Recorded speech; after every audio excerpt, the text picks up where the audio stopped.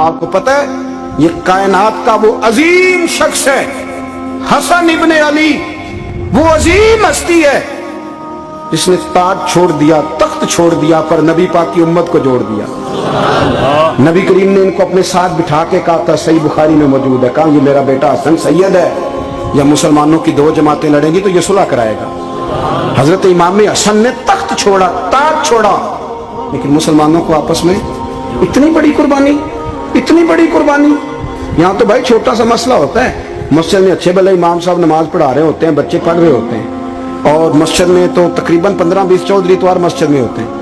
तो पिंड तो नहीं है इंज, चलो अल्लाह का शुक्र है जी, इतने नहीं थोड़े ने, चलो अल्लाह करे वो भी नाल ही रल जाए, दरवेशी चंगी चुदरा दा की करना है। तो वैसे मैंने देखा है थोड़ी सी जो किसी शहर की बड़ी मस्जिद होती है उसमें 15-20 चौधरी होते हैं। मौलवी साहब की मजबूरी है सब की मान के चलना, दो की ना माने कारी साहब, दो की। अब वो ये नहीं देखेंगे कि दीन का नुकसान हो रहा है, मस्जिद का मसला है, बच्चों का मसला है, उनको तो जात का मसला है, मेरी नहीं मानी लिया छुट्टी।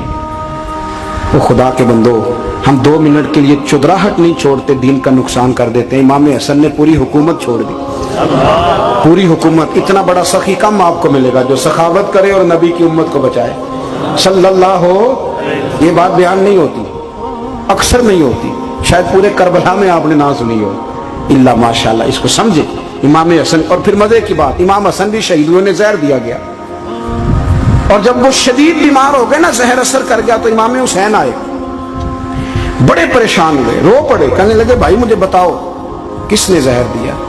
तो इमाम हसन कहने लगे हुसैन मुझे शक है एक शख्स पर, लेकिन शक है भाई, अगर सिर्फ शक है तो मैं किसी बेगुनाह को बदनाम कैसे कर दूं, तुम्हें कैसे नाम बता दूं। ये नामालूम पर्चे कराते नहीं हम रोज ही नामालूम पर्चे, जिस पे दुश्मनी है उसका नाम लिखा दो, खत्म हो गई बात। इमाम हसन की तरबियत है, फरमाने लगे जिस पर मुझे शक है उसका नाम बता दूं, तो अगर वो नहीं तो बेगुनाह का जिक्र कैसे कर दूं।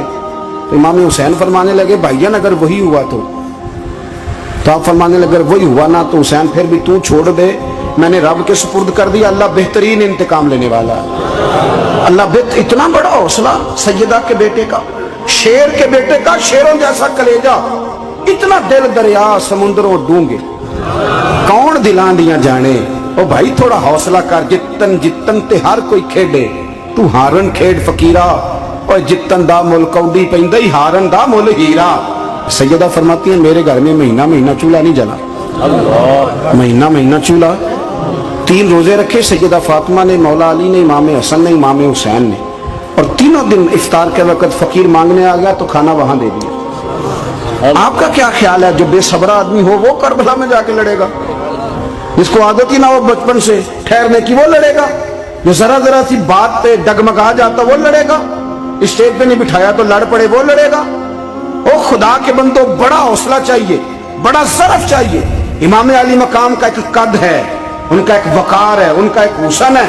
इमाम हुसैन रदी अल्लाह ताला अन्हु ने 25 हज किए मदीने से मक्के पैदल जाके, दोनों भाइयों ने। हर रोज 10 सिपारे कुरान पाक के इमाम हुसैन पढ़ते थे। हजरत अब्दुल्ला इब्ने जुबैर कहते हैं मैं सैयदा फातिमा के बेटे हसन और हुसैन से जब भी मिला हूं, दोनों भाइयों ने रोजा रखा हुआ होता था। उन्होंने अपनी जिंदगी तकवे से गुजारी, परहेजगारी और सखावत। सुभान अल्लाह।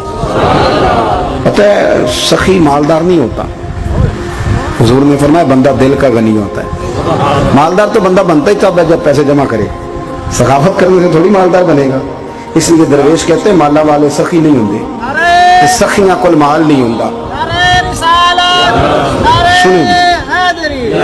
सुने बहुत बड़ी सखावत की अपनी जिंदगी में, सारी जिंदगी सखावत में गुजार दी, सारी जिंदगी। इमाम हसन ने भी, इमाम हुसैन ने, जो आया दे दिया, जो आया दे दिया।